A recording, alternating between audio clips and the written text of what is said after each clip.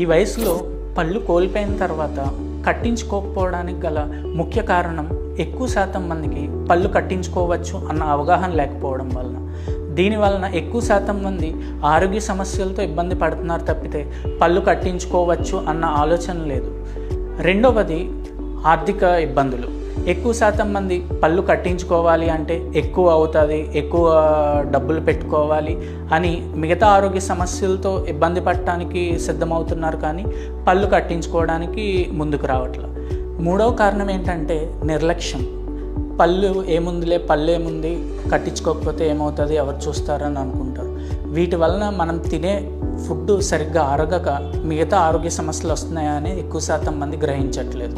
పళ్ళు కోల్పోయిన తర్వాత కట్టించుకునే విధానాలు 2 ఉన్నాయి. అందులో మొదటిది అందరికీ తెలిసినది ఏంటంటే పళ్ళ సెట్టు. తీసి పెట్టుకునే పళ్ళ సెట్టు కట్టించుకుంటారు. అది ఎక్కువ శాతం మంది చూసుంటారు.